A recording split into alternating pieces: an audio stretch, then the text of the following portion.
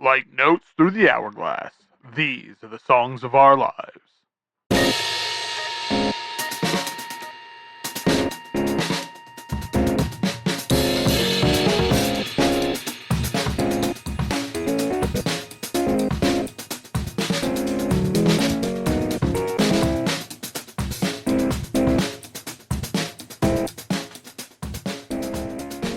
Hello and welcome to the latest episode of Songs of Our Lives. I am Brad Rose. I am an artist, a composer, a writer, the founder of Foxy, Digitalis, and someone who thinks about music and sound far more than is healthy. Each week I invite on a guest to talk about the songs, the music that has meant a lot to them and left its mark.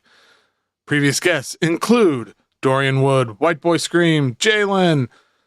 The list goes on and on, really. But this week I am super excited to have Danz on the show. We recorded this show actually late last year, and then the holidays happened, and, anyway. So when we recorded this, she had just recently released a new EP called LARM, which is so good. It's funny. I'd listened to it a lot in the lead up to this, and then we talked about it, and the more she talked about it, the more I wanted to hear it, and I kind of became obsessed with it. And then, just in time for this episode, last week, she released a new song called Over the Ocean, which is off an upcoming record she's got happening later this year. She's always up to such cool stuff. She's making amazing videos. She's got the Synth History website, which is phenomenal. Like, there's cool interviews, just cool articles. It's called Synth History. Obviously, that is right in my wheelhouse and probably in yours. So yeah, I was really excited. It took us a while to make this happen, but it was a lot of fun. So yeah, check out LARM, check out the new song, be on the lookout for the new record. A little bit of housekeeping as we enter 2026. Holy cow.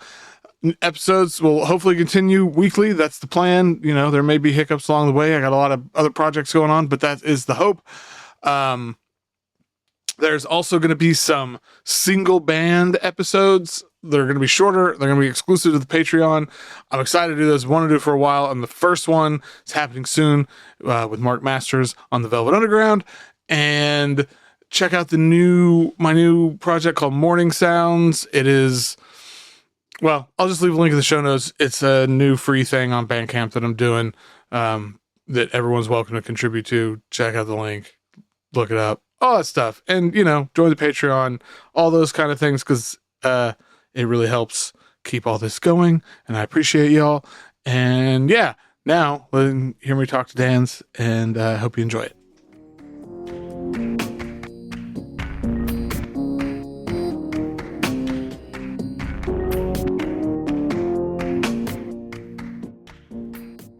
My guest today is a composer, a synthesist, an educator, a journalist, a podcaster, a label boss, a synth historian.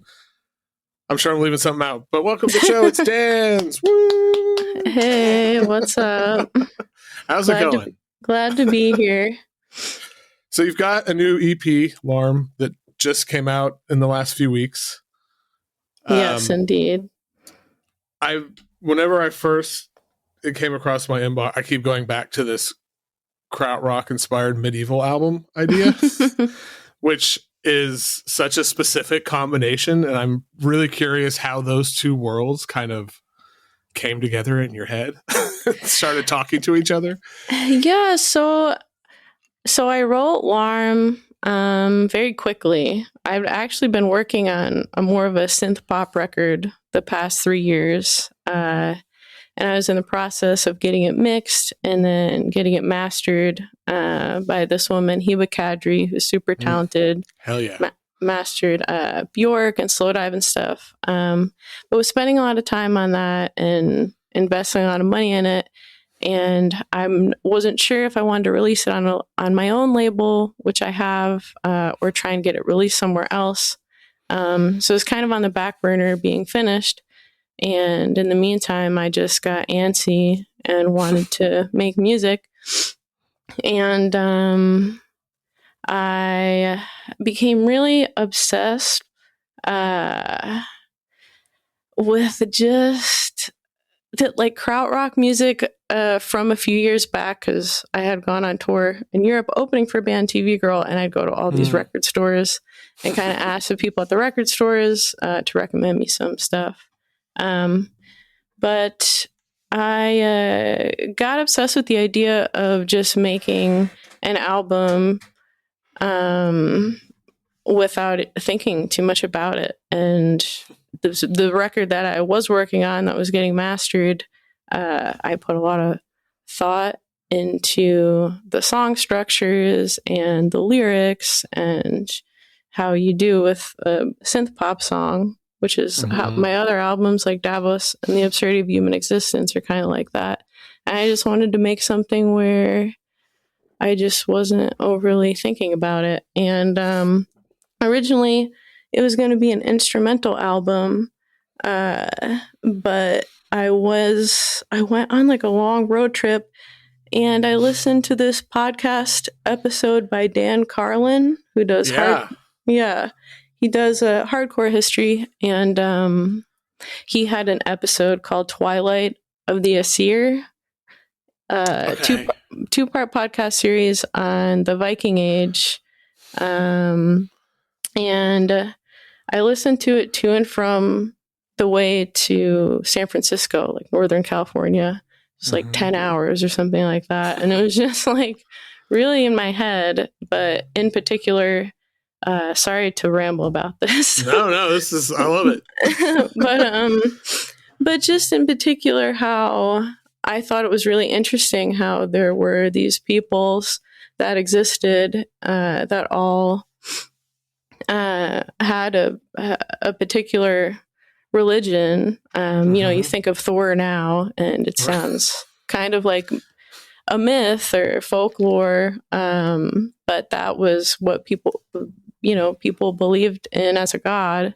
And then eventually, other religions would take over, namely like Christianity would come and take over, and would label those people pagans and heathens. And it's just very interesting to me how just something like that kind of just turns into like a myth over time. And so just the lyrics were very inspired by, not to get too dark, but how we'll all like turn to dust or something.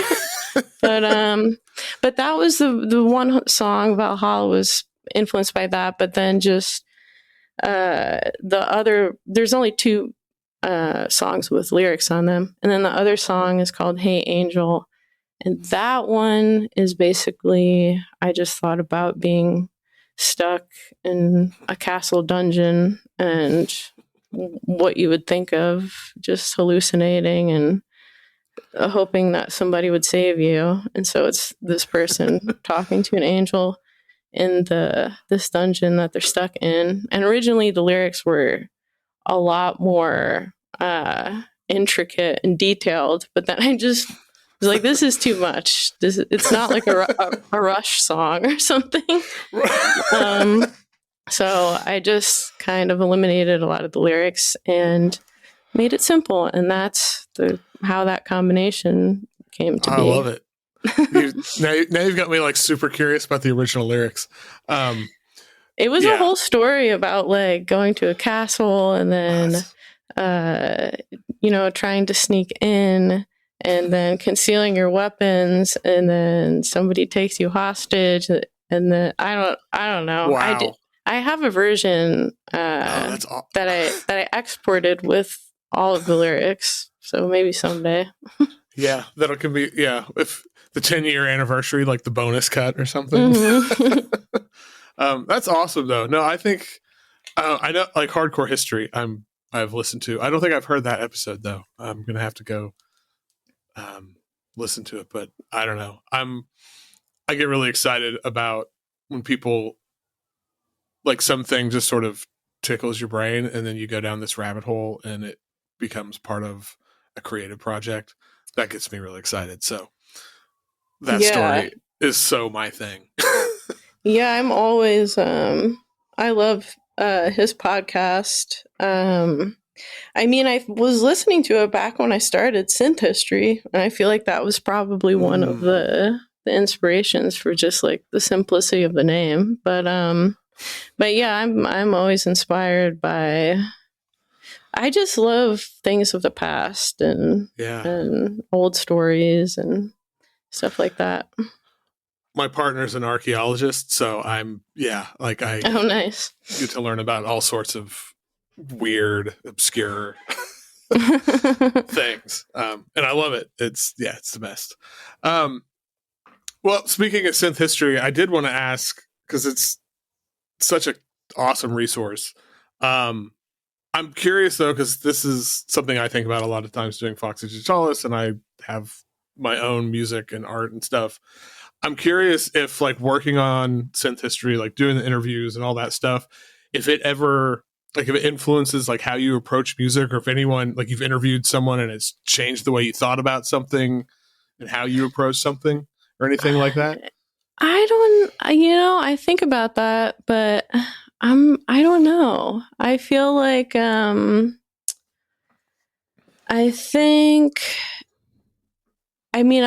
obviously subconsciously you learn from whatever you're doing, and I think I've definitely probably learned some things. I mean, there's Michael Stein is a musician that I interviewed, and he mixed an instrumental record of mine that's coming up. Nice. And he will give me pointers and tips on things. But I think a lot of the musicians that I've interviewed that I look up to kind of have usually kind of similar advice to give. Like if I ask, like, how do you overcome writer's block, for example, or what inspires you, they all kind of say that you just have to kind of do it,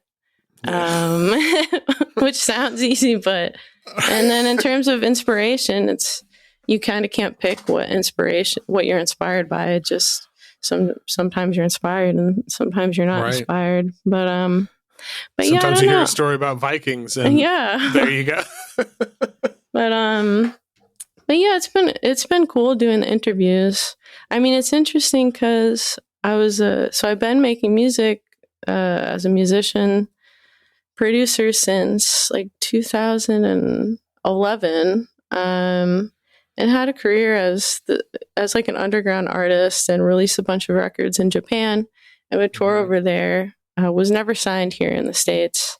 But when I started doing synth history, I never expected it to, anybody to care at all. It was just a side project during the pandemic. And now, more often people have heard of synth history and not my music. And I'm like, oh no, like I've been doing music for way longer. Synth history is just something I do on the side.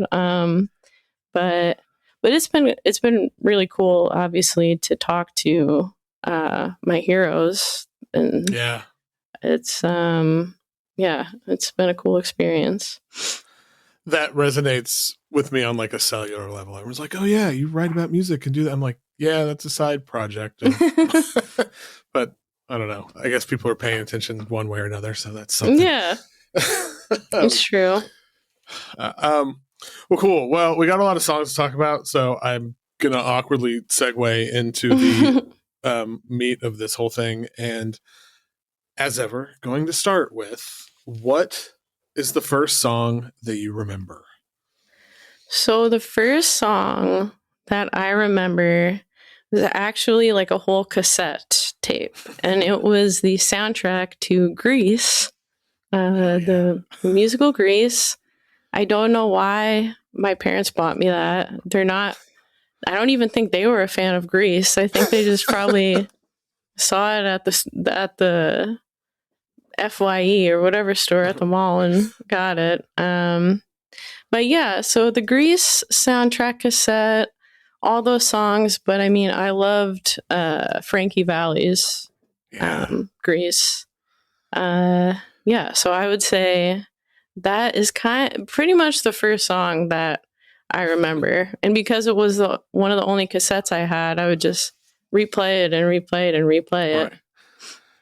Yeah, it's funny how many people, and my answer to this, it's like, it's often a soundtrack, especially like, so I'm 46, so people my age in that, I don't know, where you couldn't just access everything, but so many people I know, like their first thing was some kind of soundtrack.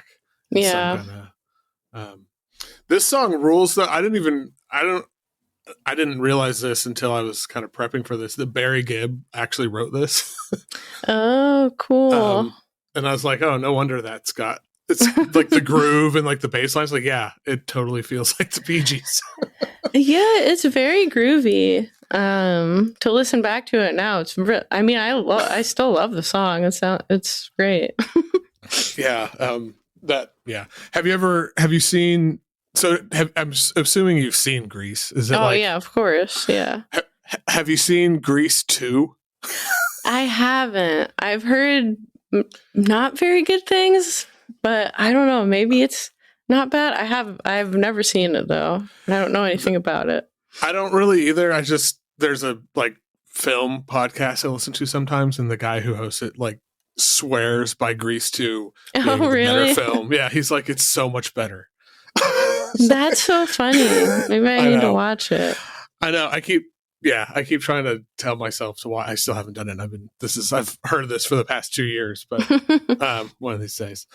Okay. Well, what is a song? Well, first of all, do you consider yourself a crier? I don't consider myself a crier, but I will be listening to the most random songs, and it must be like the kind of mood that I'm in, and I'll sometimes like start like crying because something is just so good, not because the lyrics are sad or anything, but I don't know, it just makes you feel a certain kind of way, and it would be the most random stuff sometimes. But what is the song maybe in that vein, or I don't know. What's the song you picked? Well, so the song I picked was a song called Waterloo Sunset by a band called the Kinks. And so when I was younger, so my parents were not very musical. They didn't introduce me to any of the great band. I mean, my mom listened to a band called Boston, and that was about it. And my dad was a Deadhead and Allman Brothers, which I like the Grateful Dead. But they just weren't very, very musical. And so a lot of bands I had to discover myself. And of course, when I was growing up, torrents were a really big thing. Napster was a really big thing. And I just downloaded this greatest hits compilation of the Kinks, and I went through all of the Kinks stuff, and then if I found a song that I liked, then I would try and find that particular album. And Waterloo Sunset is on something else by the Kinks, I think it's called. And but yeah, I just remember really loving that song, and I think as a young person, to have a song affect me in that way, I just wasn't very used to. And it kind of opened up my world a little bit, because then I looked up Waterloo, what the song was written about, a bridge. And I would just look it up, and then I got into more bands from the 60s and stuff. But yeah, it's a really sweet song, and it gives me a tear even now. I'll get a little tear. It does. It has like this sort of melancholic and dreamy quality to it that I think sort of lends itself to, like, because I get kind of emotional listening to this too. I hadn't listened to it in a while, and I don't know. I think there's something. This is kind of one of those songs. Just the way it feels like it's made and written is just almost kind of perfect that it gets me emotional. But yeah, it has like this bittersweet quality. Like it's sad, but at the same time, like things are gonna be okay, kind of. I don't know. Right. But yeah, it's a good one. Yeah. Well, on the flip side, what's a song that will put you in a better mood? So the one I picked for this is a song called Lujon by Henry Mancini. And I discovered this song by watching The Big Lebowski. It's on the Big Lebowski soundtrack. Yeah. And it's, I think it plays during like when they're in like that really fancy house. I'm trying to think of. I think so. When it's I played. forgot this was in that. I think, yeah. But this song will just like transport you to like you're on a vacation or something like that. The strings are just very beautiful, and it's like you're on a beach somewhere, and it's hard to be in a bad mood when you're listening to that song. Yeah. Oh man, I forgot it was in the Big Lebowski. Yeah, this one it's like a different kind of dreamy, but it has that like the strings and stuff, and I just love the percussion and just how it sounds. Like there's just, I don't know, it's like this almost tactile quality to it. It's so, yeah, this song makes me happy. Like just talking about it makes me happy. So gosh, okay, this makes me, I haven't seen the Big Lebowski in a long time now. I want to go watch it just to see what scene this is in. Okay, everybody's favorite question. What is objectively the best song of all time? So I'm going to say, of course, I had to say a Radiohead song because big Radiohead fan, grew up listening. They shaped a lot of my teenage years, and I'm going to say Subterranean, Homesick Alien, off OK Computer. It's going to be my song that I would show an alien if they landed. Yeah. It's a good, like, yeah, I had a period where I was super obsessed with Radiohead around this time. Like around, it was like OK Computer, Kid A, Amnesiac. Yeah. And for a long time, they were my partner's favorite band. Like one of the best, maybe the best live show music experience I've ever had is I got to see them in, God, it's been 2000. It was the Kid A tour at the Gorge in Washington. And like, I don't know if you've ever been to the Gorge, but it is, I mean, it's like you're on the side of a hill looking over this like river. Oh, cool. And it was transcendent. Wow. I'm jealous. Yeah, that sounds like a cool experience. It was amazing. But yeah, this, like, I don't know, OK Computer, there's a handful of songs on that record that still just get me every time, and this is one of them.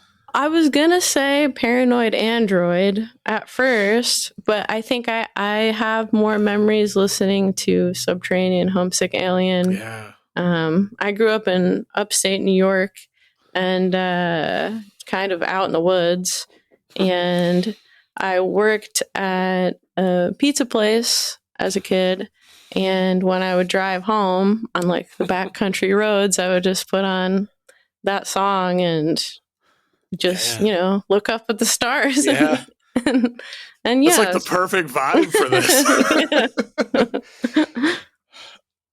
That's awesome. Yeah, no, I was listening to it yesterday again, and yeah, it kind of took me back to, I guess, would have been in my early 20s if I can do math. And I don't know, there's something about this song that feels like really weightless. I think I don't know what the combination of effects like Johnny has on his guitar, but it feels very specific and it like scratches every right itch for me or something. I don't know. Yeah.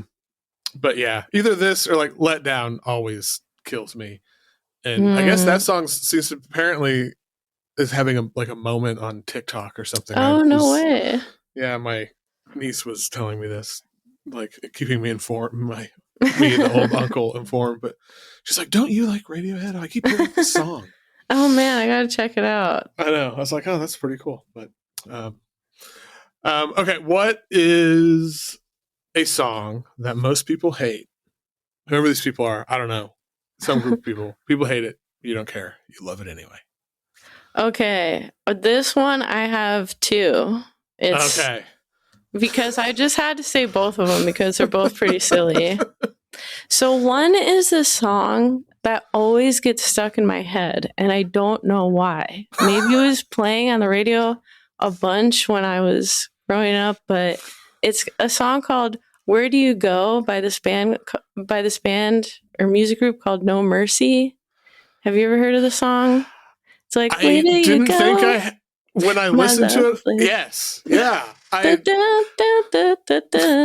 do you go? You know?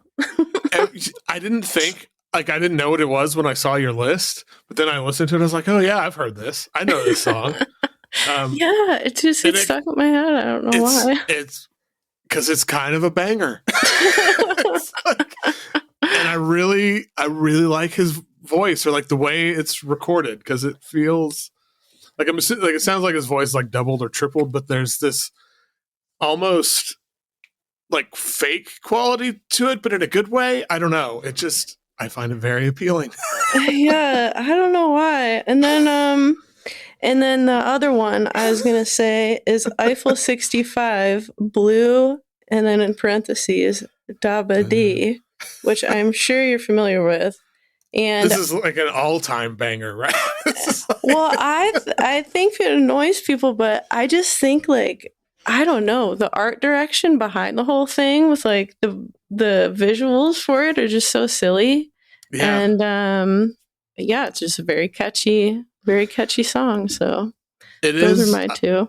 I think these are perfect choices. I love and I think, and the like your call out to the silliness of like I love that too. I get into conversations with people a lot of time about how I wish there was more like silliness and fun, and because I don't know, a lot of the music that I write about and listen to and that is very serious, and it's very that's, you know, I make music that people think is very serious too, but it's like, come on, bring some silliness into it. And I also wonder too, with like a song like this, that because, you know, this song, it's like, because it's like part of the zeitgeist at this point. It's just like so ubiquitous.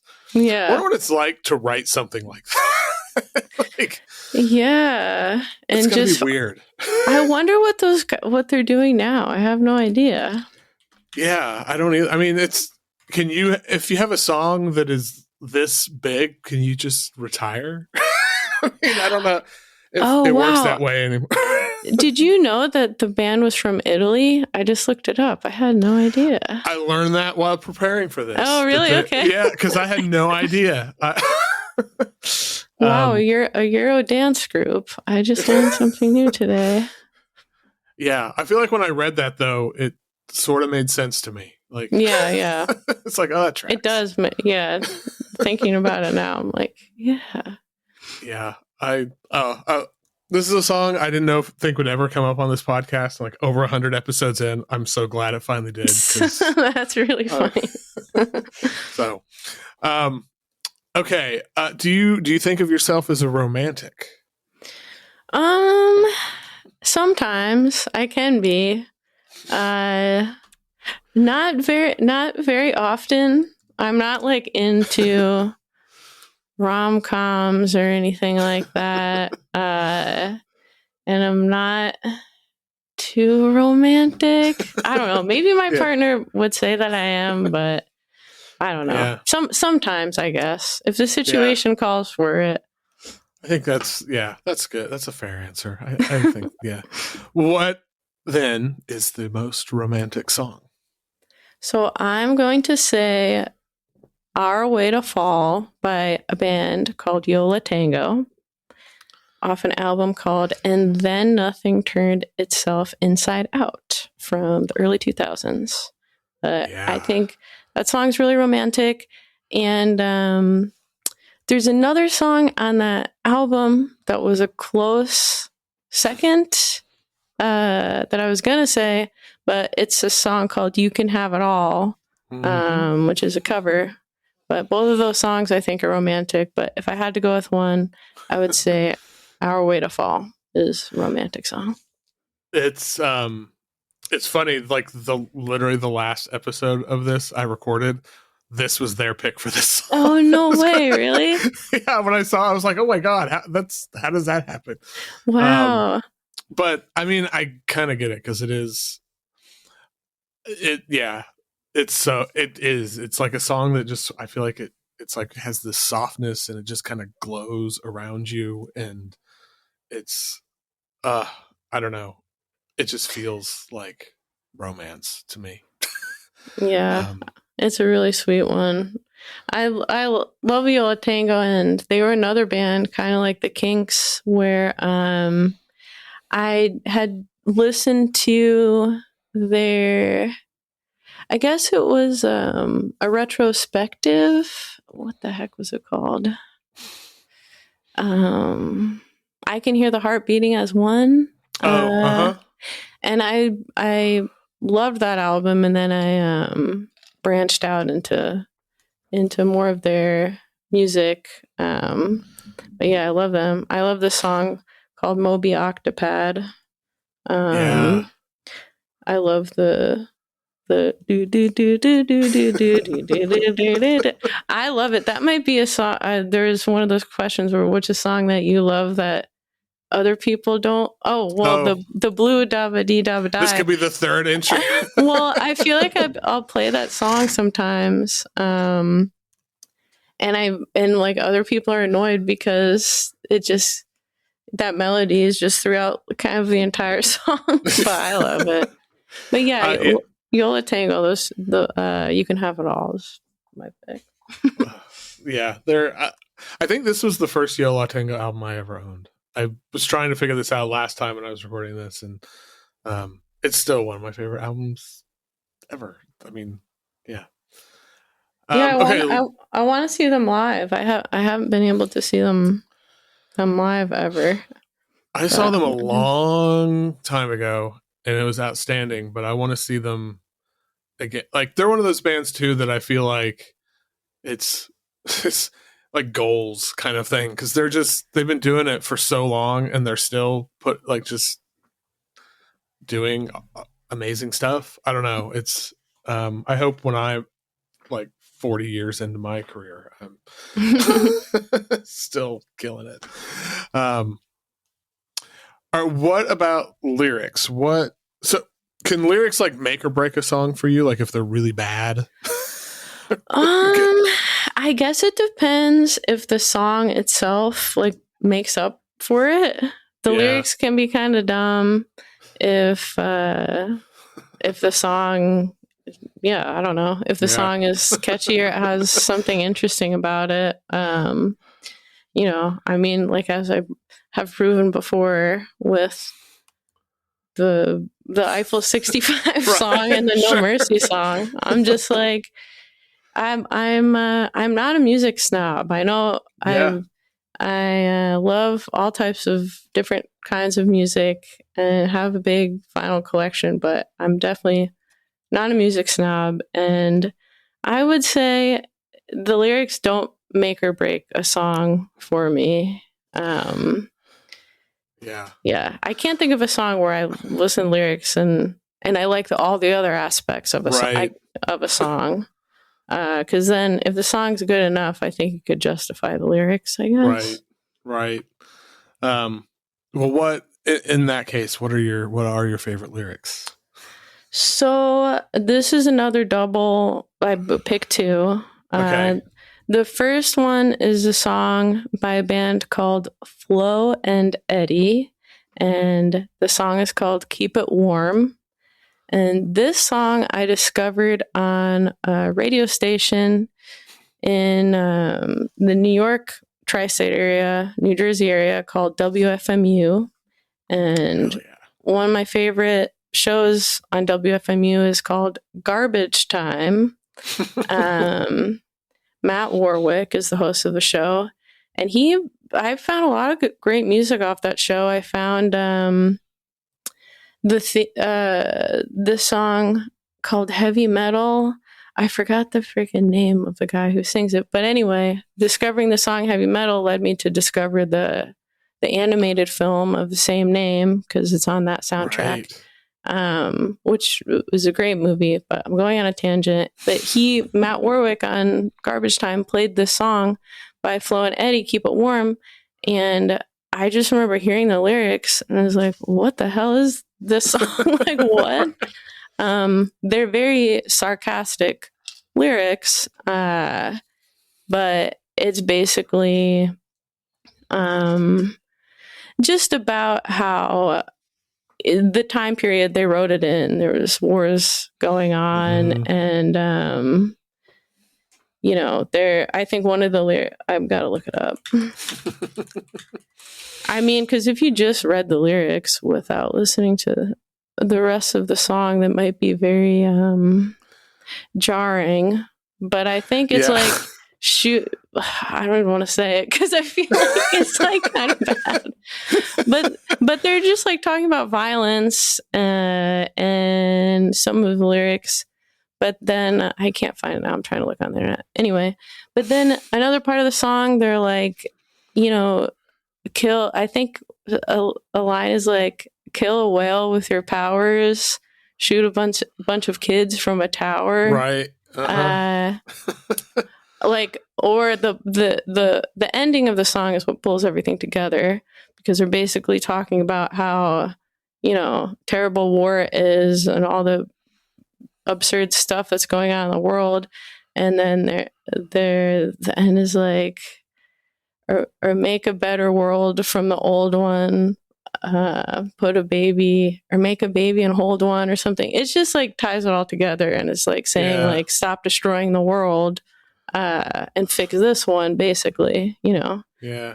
So it's promoting peace, and I like that song. And those guys, Flo and Eddie, were in Frank Zappa's Mothers of Invention. And then that is tied with a song by World Party called "Is It Like Today?" Which is a song I covered because I liked it so much. But the song kind of has a similar idea where, throughout time, human beings kind of repeat the same mistakes. They go to war over religion and power and destroy each other. And it just keeps on happening throughout time.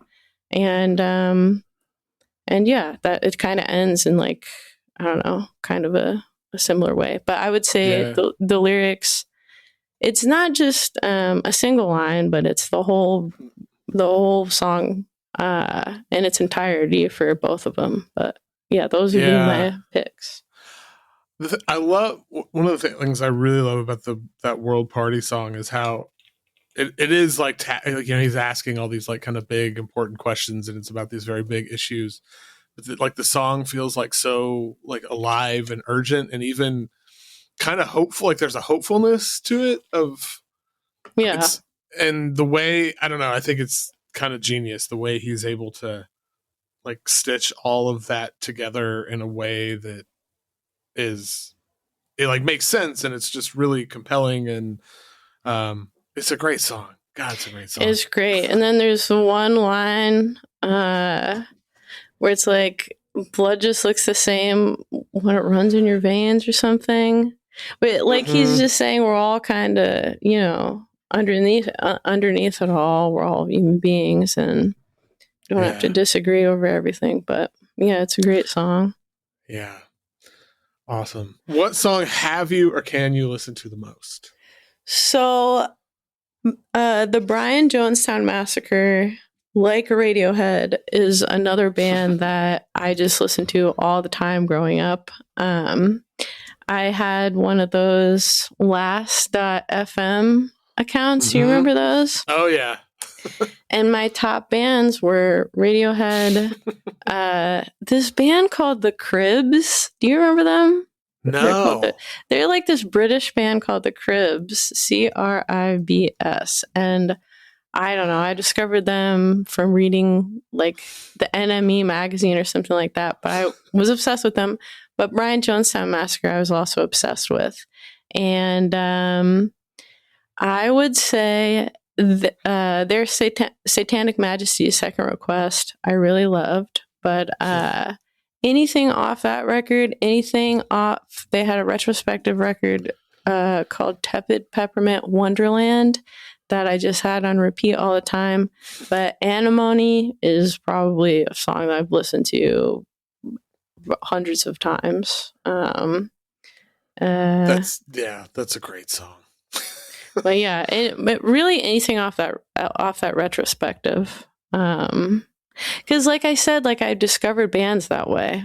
I would listen to the retrospective, and then the songs that I liked off there, I'd be like, oh, let me see what's on the rest of the album. And you want to hear a really funny story is that how I discovered the Jonestown Massacre as a kid. So I was really into this band called The Killers. I'm sure you've heard of them. Yeah. And they had a fake feud, I think it was, with a band called The Bravery. Do you remember them? Name is familiar. Yeah. So The Bravery had a song called An Honest Mistake, which if you Google it, you've probably, it would probably bring back memories. But anyway, I was downloading torrenting songs, and I torrented a song by The Bravery. It said The Bravery Open Heart Surgery. And I was listening to it, and I was like, this doesn't sound like The Bravery. And it was somebody had like changed the artist name from the Jonestown Massacre to The Bravery. So I was actually listening to the Jonestown Massacre, and that's how I got into them. Is I downloaded a torrent that mistakenly said that they were somebody else. And so yeah, from there, Open Heart Surgery is like this very kind of a dark song. But I got really into Jonestown Massacre from there. And then, of course, I watched the documentary Dig, which is a great documentary. I just saw it again at Brain Dead, and Joel from Jonestown Massacre did like a Q&A at the end.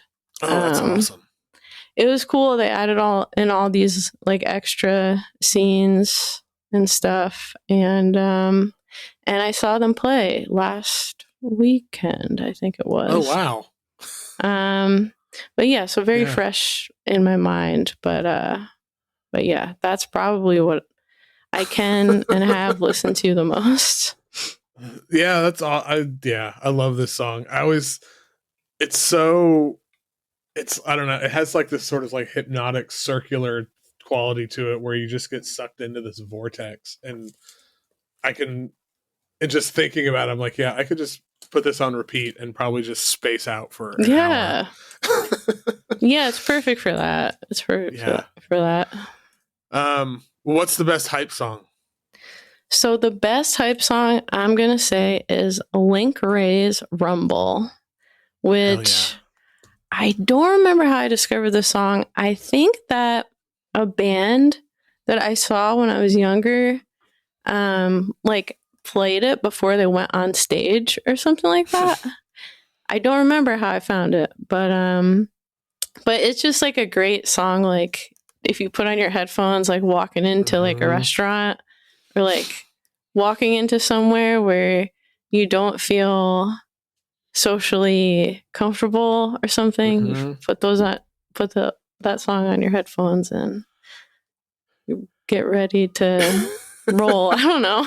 Yeah, no, I have like a playlist of hype songs that I put on that I'll listen to before I'm going to play a show, and that just kind of get me going. And this is on it. So nice. I love Link Wray, and I can't. Every time I think about this being recorded in the 50s, and I can't get my head around it because it's just. I mean, I think he was one of, if not the first person to use distortion. Yeah, which is just still wild to me. And like this, crazy. This doesn't sound like, I don't know. This to me if someone sent this to me and was like, oh yeah, this is on a record that came out last year, I'd probably believe it because there's something about it that still feels really contemporary. Yeah, I agree. But it's just like I mean, it's, Did you know? Did you know that it was banned from radio stations or something because of the title of it was called Rumble, and it was people thought it would incite violence or something? No. Yeah. Isn't that crazy? That's wild. Man. Yeah. I think that's what happened. I've now pulled up the Wikipedia, and it's, God, this is fascinating. It says, like, while attempting to work up a backing for the Diamond song The Stroll, they came up with this. What? That's crazy. That's amazing. Man. Well, yeah, this is such a good hype song though. It's a good one. Okay, last two questions. So, what is the song that means the most to you? And it's not necessarily because of the song itself, but you associate it with something or someone or some certain memory. It's really important. So I'm going to say I'm going to do a callback to a song because I was trying to think about this, and I think it would have to be Waterloo Sunset by the Kinks. Nice. Because I just feel like that song, I discovered the Kinks before the Beatles and before the Rolling Stones, and I don't know, they were just the first band, one of like the classic legendary rock bands, I would say, that just kind of opened up the world a little bit for me. Yeah. And yeah, I just always go back to that song. And yeah, I would say that one if I had to pick. I was going to say, you said something earlier, but, talking about how with like a lot of these bands, you kind of first discover them through sort of like greatest hits or best of compilations. Yeah. And I because I so relate to that. And I think about, so I have a daughter, she's 12, and how that is such not a thing that even exists in her mind, just because, when you growing up, not having access to everything at your fingertips, you have those like best of albums were so important to my musical like discovery. Well, I feel like, because I think about this often, and I'm like, when I show people music now, I go by album. Like, you got to check out this album. You have to check, listen to this album all the way through. But I didn't have, when I was younger, there was nobody recommending anything to me. Like, my parents were never like, you got to listen to Abbey Road. Right. And I feel like this stuff I just kind of discovered, on my own through pirating music on the internet.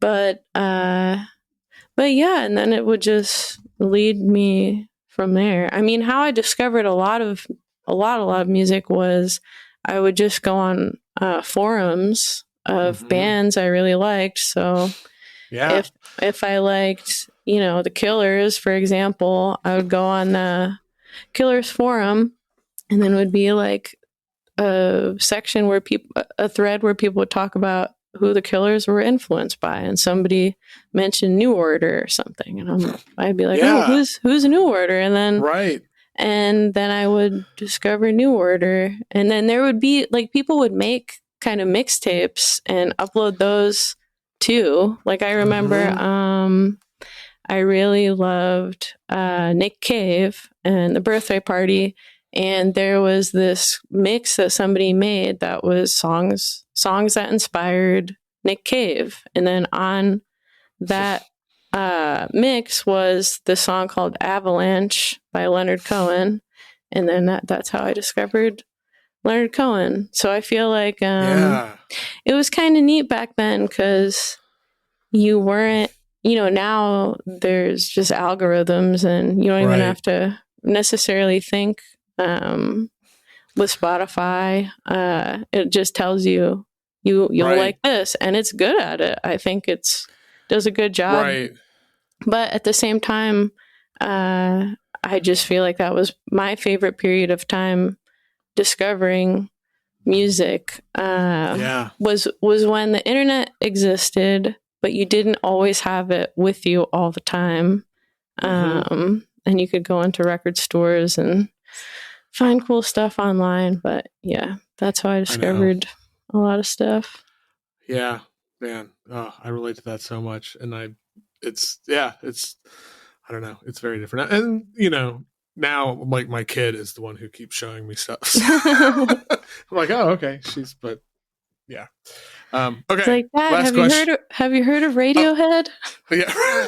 I know. There was something that I can't remember what it was now, but it was like a friend of hers was like told her about and she was telling me about, and I can't remember, but I actually like knew one of the people from doing all of this for so long. And she was just like, what? You've talked to them? I'm like, yeah, like we used to. And so that was like my coolest dad moment. Now it's mostly she's showing me it's like K-pop and stuff, but, which is totally fine. Okay, last question. What, at least in this moment of time, maybe it changes, but what right now is your favorite song? So this is when I mentioned The Wicker Man before. I was watching The Wicker Man the other night, and there are these notes that is in a song called Lullaby on The Wicker Man. It's like bing, bing, bing, bing, bing, bing, bing. And it made me think of Broadcast song I Found the F. And so I started listening to Broadcast. I'll go through phases, as I'm sure you do it too, where, you know, you are like, oh yeah, I love Broadcast. And then you go through a phase of listening to them again. I was listening to Ha Ha Sound, which is not the album that I Found the F is on, but on Ha Ha Sound, there's a song called Ominous Cloud. And when I was thinking about your questions for the podcast, I was like, oh, this might be one of my favorite songs. And it's kind of competing for, I know you said, or one of the questions was, what's a song that puts you in a better mood? And I said Lujon by Henry Mancini, but I would say like this one also puts me in a good mood.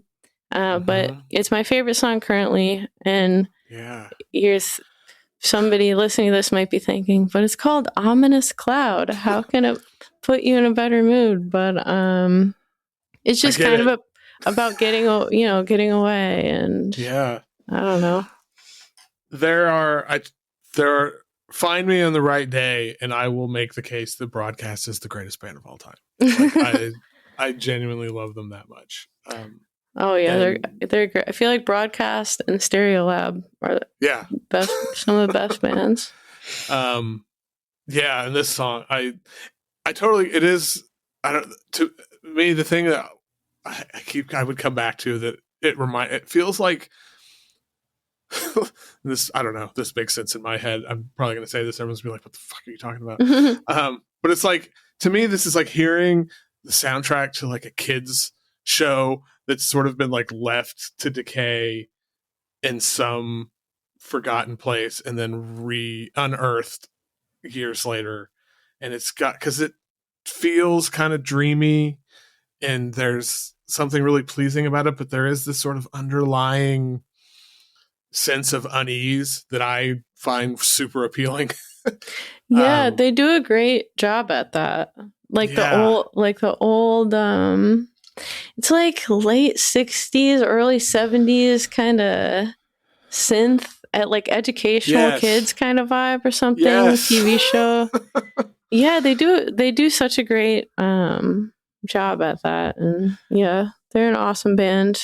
R.I.P. to Trish Keenan. For real. Well, that is a wonderful place to end this, because I love Broadcast and everybody should love Broadcast. And thank you for doing this. This was a whole lot of fun. I'm glad we finally made it happen. Yeah, thank you so much for having me. I picked a lot of songs from my childhood.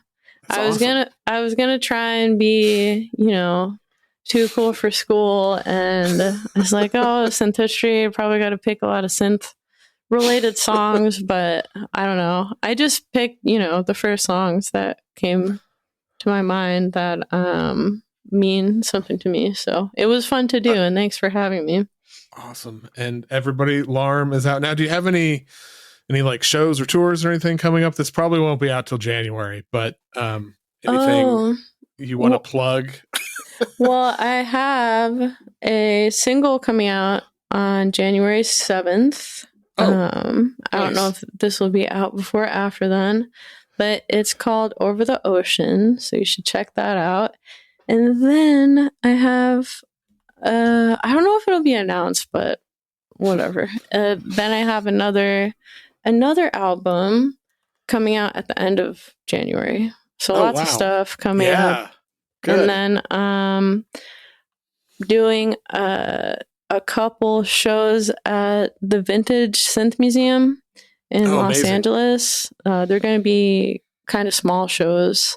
They do Lance at the Vintage Synth Museum holds these like synthesizer sound bath type of things. But I'm doing a couple of those shows and then more stuff later in the year, but that's what's happening close to January. That's a lot. So it is a lot. Like you're going to be busy, but that's awesome. Well, cool. I'm excited. There's more new music coming. So yeah.